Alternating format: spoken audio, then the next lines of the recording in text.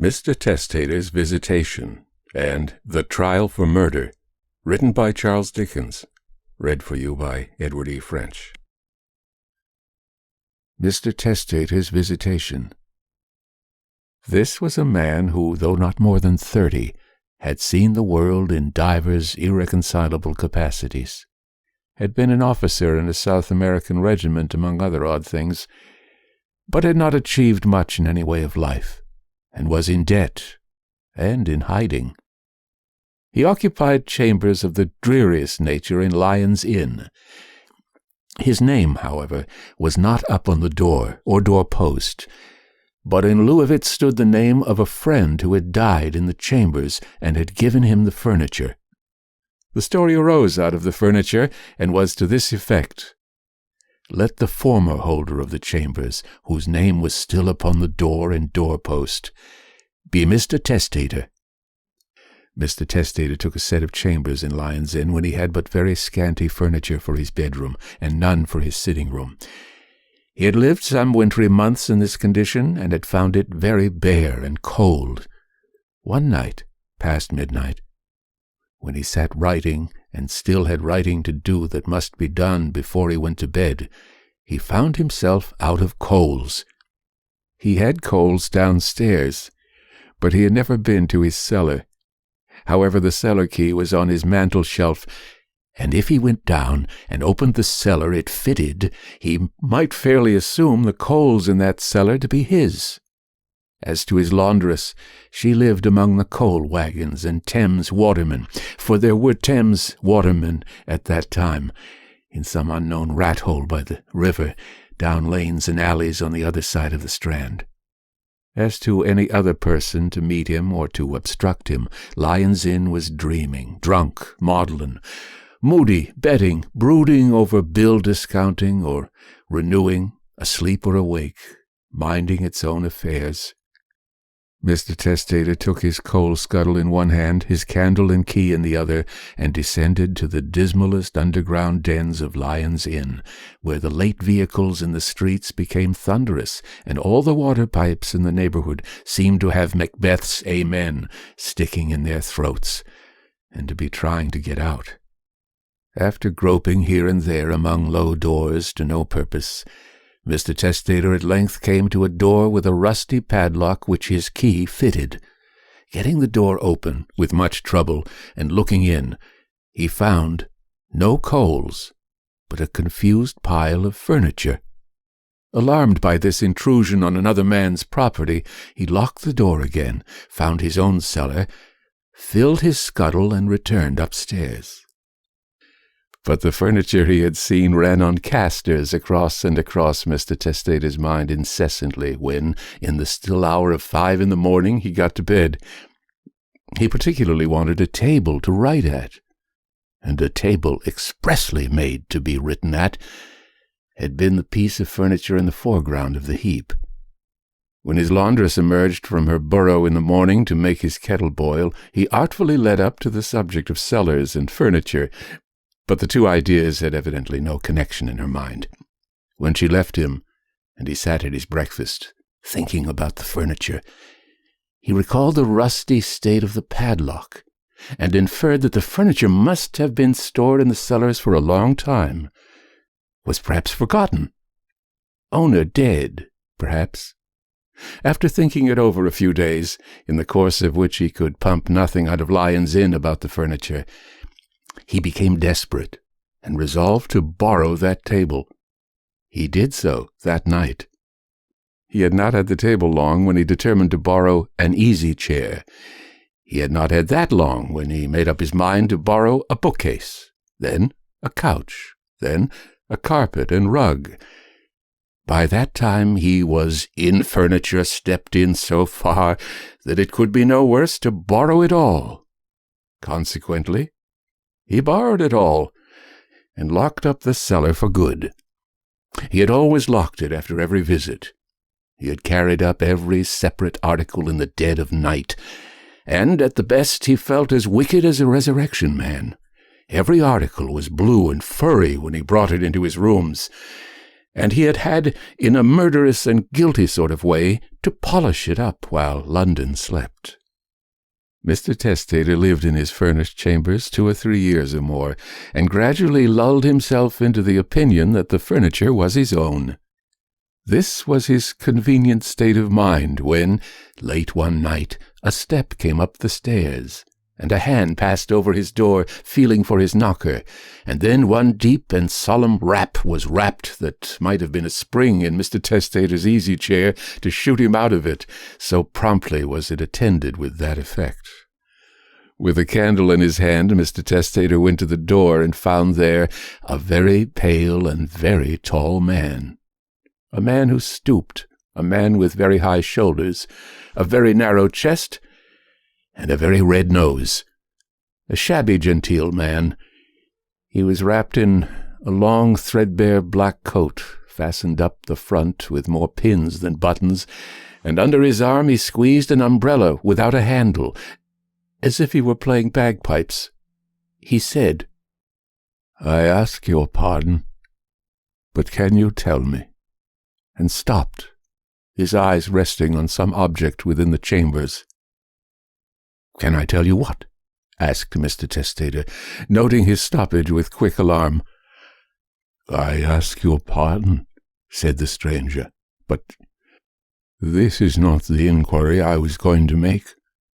Do I see in there any small article of property belonging to me?" Mr. Testator was beginning to stammer that he was not aware, when the visitor slipped past him into the chambers. There, in a goblin way which froze Mr. Testator to the marrow, he examined, first, the writing-table, and said, "Mine?" Then the easy-chair, and said, "Mine?" Then the bookcase, and said, "Mine?" Then turned up a corner of the carpet, and said, "Mine?" In a word, inspected every item of furniture from the cellar in succession, and said, "Mine."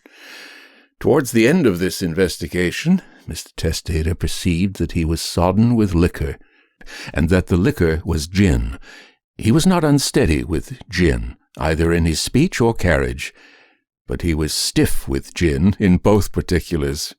Mr. Testator was in a dreadful state, for, according to his making out of the story, the possible consequences of what he had done in recklessness and hardihood flashed upon him in their fullness for the first time. When they had stood gazing at one another a little while, he tremulously began, "Sir, I am conscious that the fullest explanation, compensation, and restitution are your due. They shall be yours. Allow me to entreat that without temper, without even natural irritation on your part, we may have a little—" "Drop of something to drink," interposed the stranger. "I am agreeable." Mr. Testator had intended to say, "a little quiet conversation," but, with great relief of mind, adopted the amendment. He produced a decanter of gin, and was bustling about for hot water and sugar, when he found that his visitor had already drunk half of the decanter's contents. With hot water and sugar, the visitor drank the remainder before he had been an hour in the chambers by the chimes of the Church of St. Mary's in the Strand, and during the process he frequently whispered to himself, "Mine." The gin gone, and Mr. Testator wondering what was to follow it, the visitor rose and said, with increased stiffness, "At what hour of the morning, sir, will it be convenient?" Mr. Testator hazarded, "At 10?" "Sir," said the visitor, "at 10 to the moment I shall be here."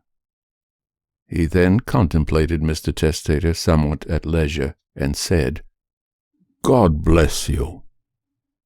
How is your wife?" Mr. Testator, who never had a wife, replied with much feeling, "Deeply anxious, poor soul, but otherwise well." The visitor thereupon turned and went away, and fell twice in the going downstairs. From that hour he was never heard of.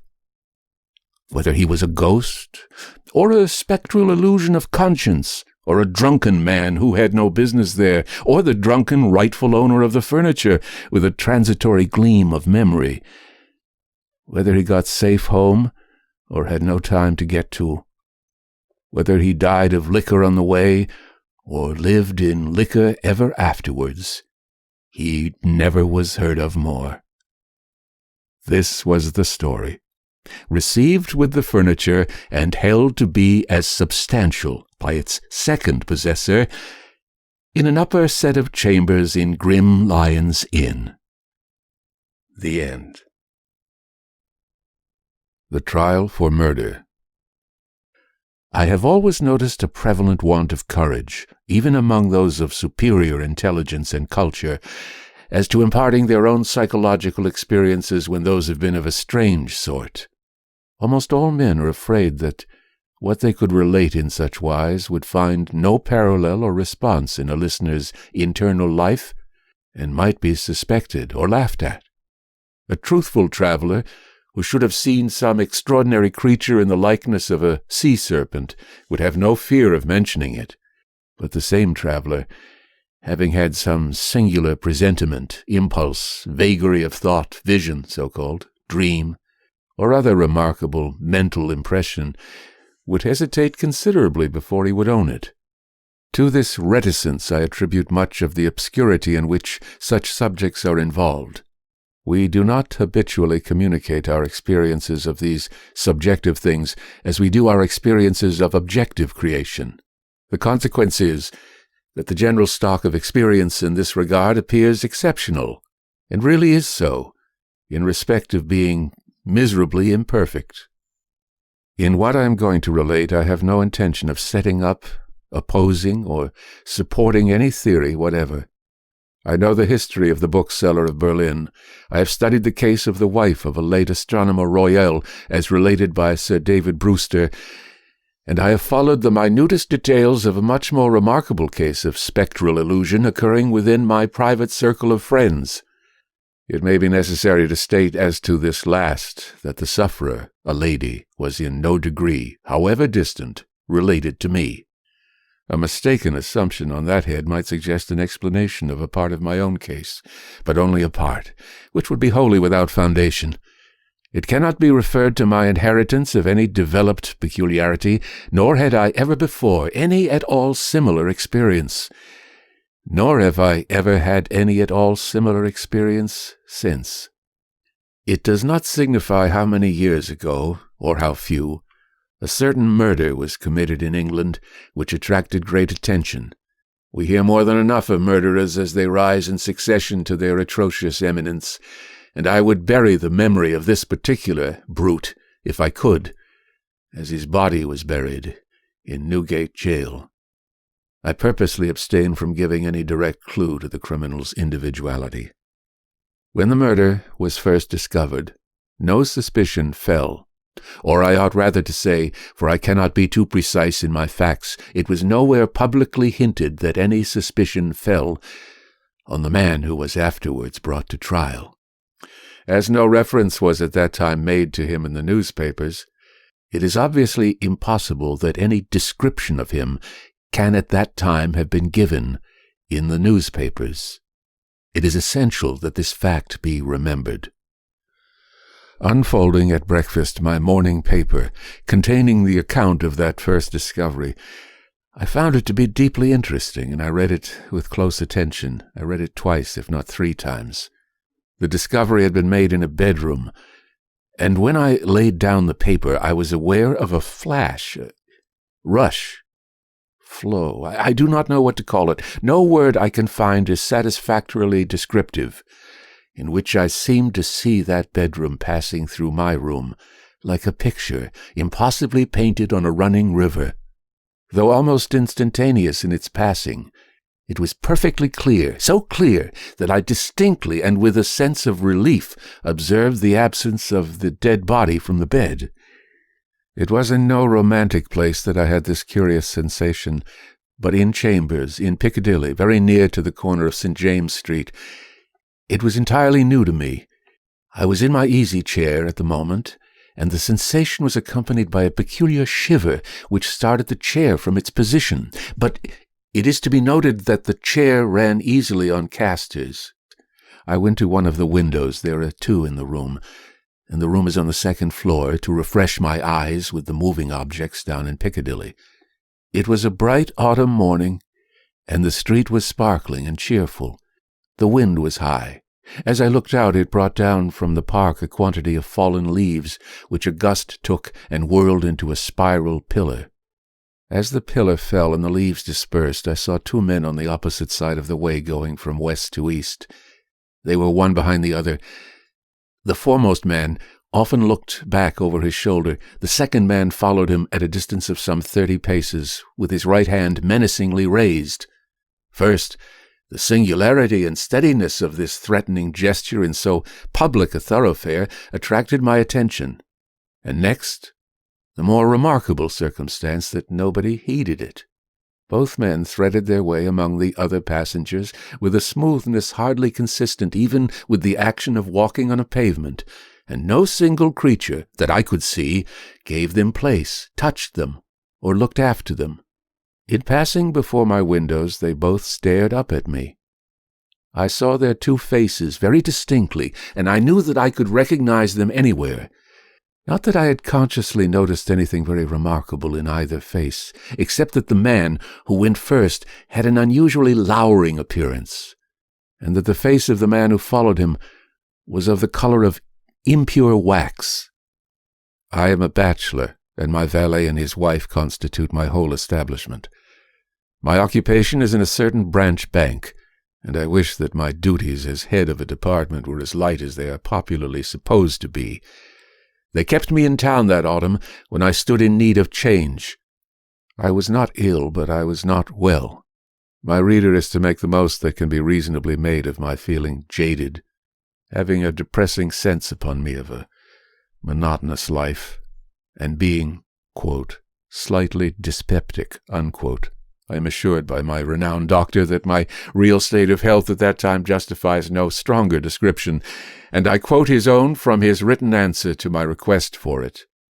As the circumstances of the murder, gradually unraveling, took stronger and stronger possession of the public mind, I kept them away from mine by knowing as little about them as was possible in the midst of the universal excitement. But I knew that a verdict of willful murder had been found against the suspected murderer, and that he had been committed to Newgate for trial. I also knew that his trial had been postponed over 1 sessions of the Central Criminal Court on the ground of general prejudice and want of time for the preparation of the defense. I may further have known, but I believe I did not, when, or about when, the sessions to which his trial stood postponed would come on. My sitting-room, bedroom, and dressing-room are all on 1 floor. With the last there is no communication but through the bedroom. True, there is a door in it, once communicating with the staircase, but a part of the fitting of my bath has been, and had been for some years, fixed across it. At the same period, and at a part of the same arrangement, the door had been nailed up and canvassed over. I was standing in my bedroom late one night, giving some directions to my servant before he went to bed. My face was towards the only available door of communication with the dressing-room, and it was closed. My servant's back was towards that door. While I was speaking to him, I saw it open, and a man look in, who very earnestly and mysteriously beckoned to me. That man was the man who had gone second of the 2 along Piccadilly, and whose face was the color of impure wax. The figure, having beckoned, drew back and closed the door. With no longer pause than was made by my crossing the bedroom, I opened the dressing-room door and looked in. I had a lighted candle already in my hand. I felt no inward expectation of seeing the figure in the dressing-room, and I did not see it there. Conscious that my servant stood amazed, I turned round to him and said, "Derek, could you believe that in my cool senses I fancied I saw As I there laid my hand upon his breast, with a sudden start he trembled violently and said, 'Oh, Lord, yes, sir, a dead man beckoning.' Now I do not believe that this John Derrick, my trusty and attached servant for more than 20 years, had any impression whatever of having seen any such figure, until I touched him. The change in him was so startling when I touched him that I fully believe he derived his impression in some occult manner from me at that instant. I bade John Derrick bring some brandy, and I gave him a dram, and was glad to take one myself. Of what had preceded that night's phenomenon I told him not a single word. Reflecting on it, I was absolutely certain that I had never seen that face before, except on the one occasion in Piccadilly. Comparing its expression when beckoning at the door with its expression when it had stared up at me as I stood at my window, I came to the conclusion that on the first occasion it had sought to fasten itself upon my memory, and that on the second occasion it had made sure of being immediately remembered. I was not very comfortable that night, though I felt a certainty, difficult to explain, that the figure would not return. At daylight, I fell into a heavy sleep, from which I was awakened by John Derrick's coming to my bedside with a paper in his hand. This paper, it appeared, had been the subject of an altercation at the door between its bearer and my servant. It was a summons to me to serve upon a jury at the forthcoming sessions of the Central Criminal Court at the Old Bailey. I had never before been summoned on such a jury, as John Derrick well knew. He believed, I'm not certain at this hour whether with reason or otherwise, that that class of jurors were customarily chosen on a lower qualification than mine, and he had at first refused to accept the summons. The man who served it had taken the matter very coolly. He said that my attendance or non-attendance was nothing to him. There the summons was, and I should deal with it at my own peril, and not at his. For a day or two I was undecided whether to respond to this call or take no notice of it. I was not conscious of the slightest mysterious bias, influence, or attraction, one way or other. Of that I am as strictly sure as of every other statement that I make here. Ultimately I decided as a break in the monotony of my life that I would go. The appointed morning was a raw morning in the month of November. There was a dense brown fog in Piccadilly, and it became positively black, and in the last degree oppressive east of Temple Bar. I found the passages and staircases of the courthouse flaringly lighted with gas, and the court itself similarly illuminated. I think that until I was conducted by the officers into the old court and saw its crowded state, I did not know that the murderer was to be tried that day. I think that until I was so helped into the old court with considerable difficulty, I did not know into which of the two courts sitting my summons would take me.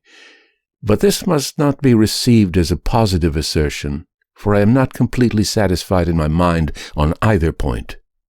I took my seat in the place appropriated to jurors in waiting, and I looked about the court as well as I could through the cloud of fog and breath that was heavy in it. I noticed the black vapor hanging like a murky curtain outside the great windows, and I noticed the stifled sound of wheels on straw or tan that was littered in the street. Also, the hum of the people gathered there, which a shrill whistle or a louder song or hail than the rest occasionally pierced. Soon afterwards the judges, 2 in number, entered and took their seats.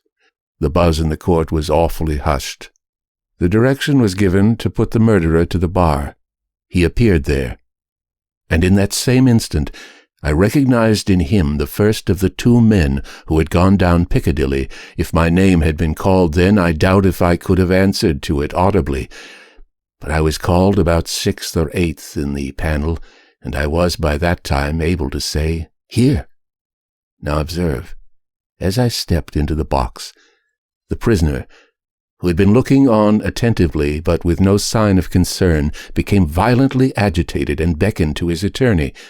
The prisoner's wish to challenge me was so manifest that it occasioned a pause, during which the attorney, with his hand upon the dock, whispered with his client and shook his head. I afterwards had it from that gentleman that the prisoner's first affrighted words to him were, "At all hazards, challenge that man." But that, as he would give no reason for it, and admitted that he had not even known my name until he heard it called, and I appeared, it was not done. both on the ground already explained that I wished to avoid reviving the unwholesome memory of that murderer, and also because a detailed account of this long trial is by no means indispensable to my narrative, I shall confine myself closely to such incidents in the 10 days and nights during which we, the jury, were kept together as directly bear on my own curious personal experience.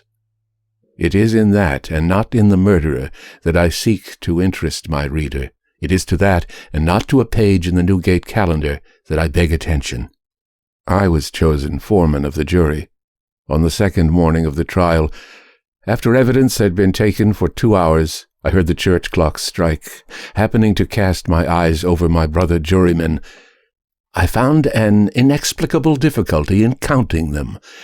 I counted them several times, yet always with the same difficulty. In short, I made them one too many.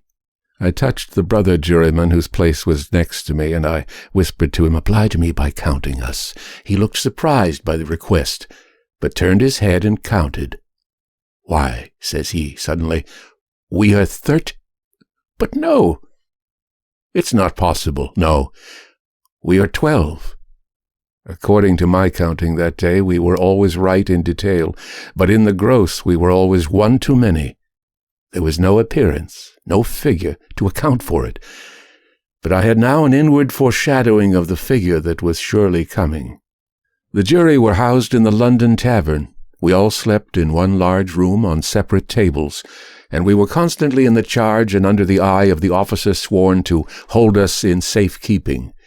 I see no reason for suppressing the real name of that officer. He was intelligent, highly polite, and obliging, and, I was glad to hear, much respected in the city.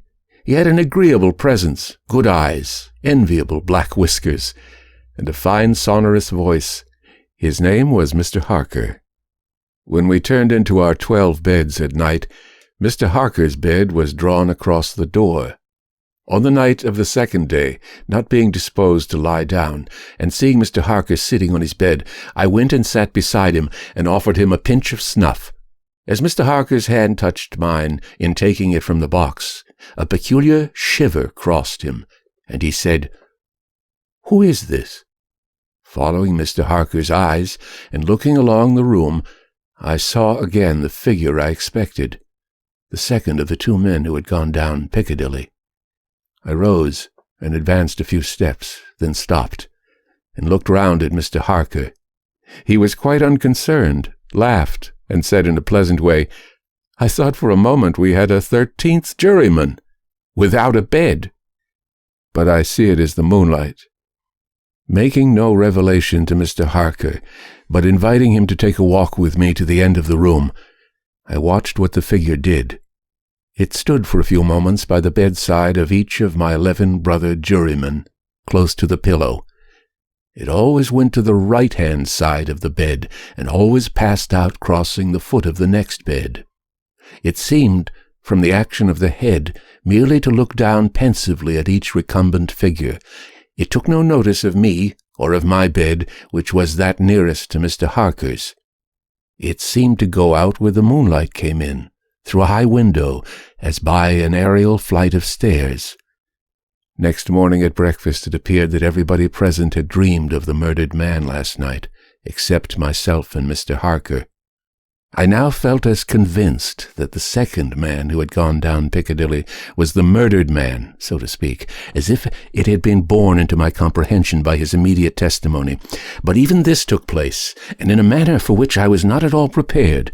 On the 5th day of the trial, when the case for the prosecution was drawing to a close, a miniature of the murdered man missing from his bedroom upon the discovery of the deed, and afterwards found in a hiding place where the murderer had been seen digging, was put into evidence. Having been identified by the witness under examination, it was handed to the bench, and thence handed down to be inspected by the jury. As an officer in a black gown was making his way with it across to me, the figure of the second man who had gone down Piccadilly impetuously started from the crowd, caught the miniature from the officer, and gave it to me with his own hands, at the same time saying in a low and hollow tone, before I saw the miniature, which was in a locket, "I was younger then, and my face was not then drained of blood. It also came between me and the brother juryman to whom I would have given the miniature, and between him and the brother juryman to whom he would have given it, and so passed it on through the whole of our number and back into my possession. Not one of them, however, detected this. At table, and generally when we were shut up together in Mr. Harker's custody, we had from the first naturally discussed the day's proceeding a good deal. On that 5th day, the case for the prosecution being closed, and we having that side of the question in a completed shape before us, our discussion was more animated and serious. Among our number was a vestryman, the densest idiot I have ever seen at large, who met the plainest evidence with the most preposterous objections, and who was sided with by 2 flabby parochial parasites. All the 3 impaneled from a district so delivered over to fever that they ought to have been upon their own trial for 500 murders. When these mischievous blockheads were at their loudest, which was towards midnight, while some of us were already preparing for bed, I again saw the murdered man. He stood grimly behind them, beckoning to me. On my going towards them, and striking into the conversation, he immediately retired. This was the beginning of a separate series of appearances confined to that long room in which we were confined. Whenever a knot of my brother jurymen laid their heads together, I saw the head of the murdered man among theirs. Whenever their comparison of notes was going against him, he would solemnly and irresistibly beckon to me. It will be borne in mind that down to the production of the miniature on the 5th day of the trial, I had never seen the appearance in court. 3 changes occurred now that we entered on the case for the defense. 2 of them I will mention together first. The figure was now in court continually, and it never there addressed itself to me, but always to the person who was speaking at the time. For instance, the throat of the murdered man had been cut straight across.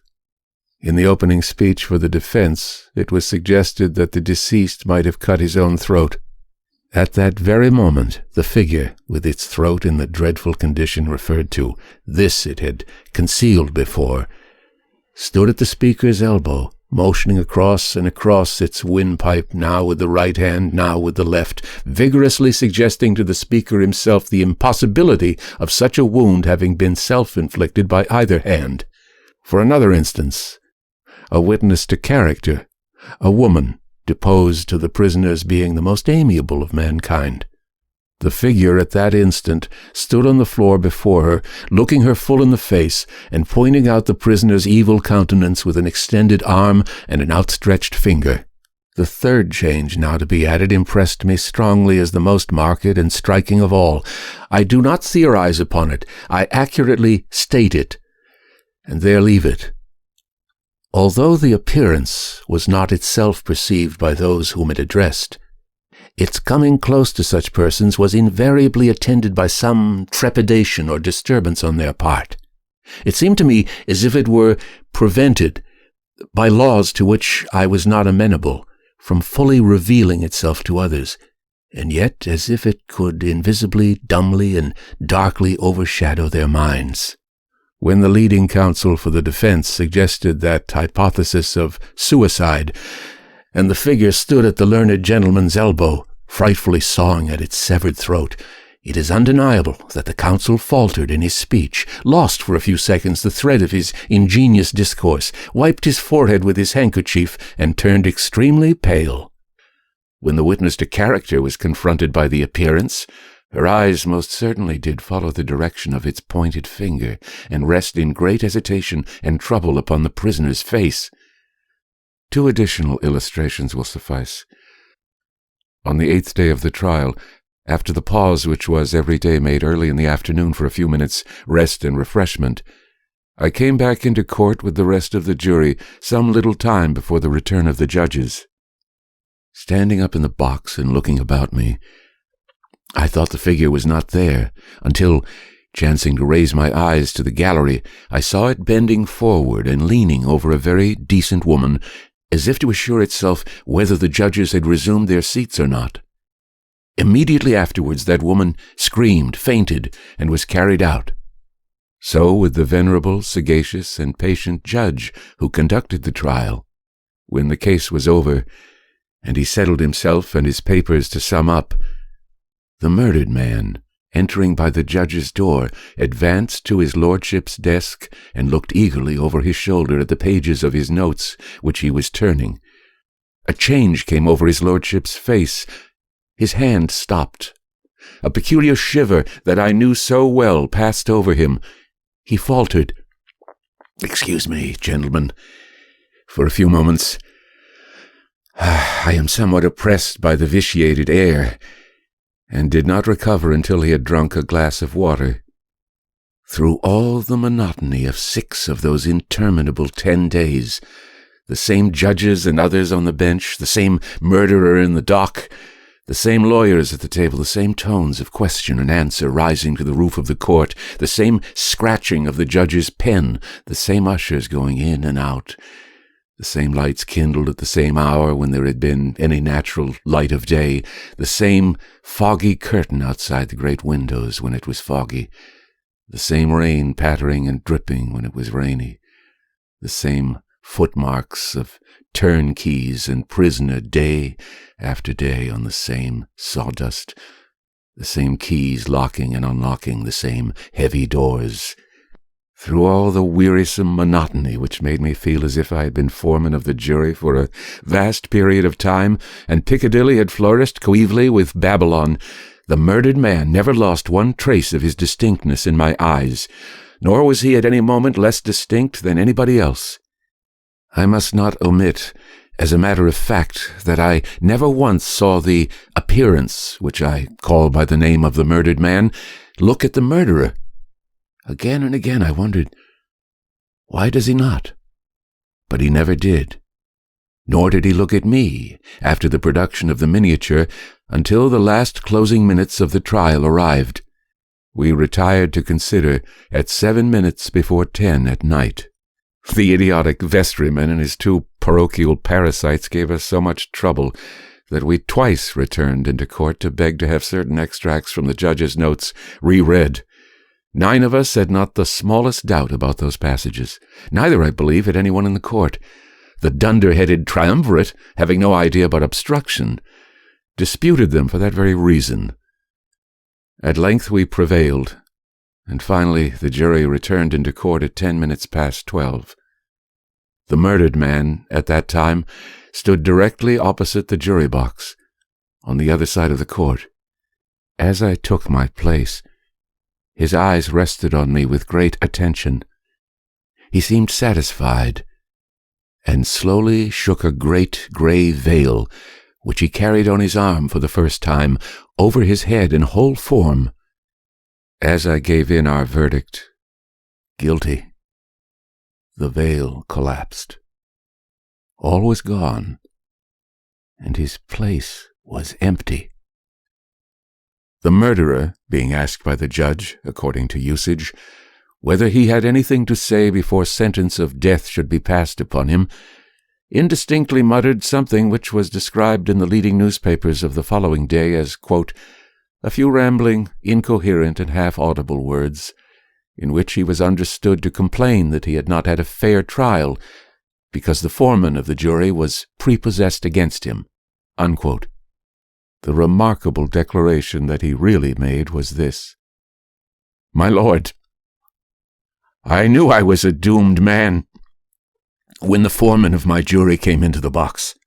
My lord, I knew he would never let me off because, before I was taken, he somehow got to my bedside in the night, woke me, and put a rope round my neck. The end of The Trial for Murder.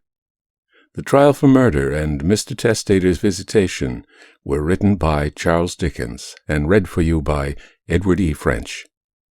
This recording is copyright 2024 by Edward E. French.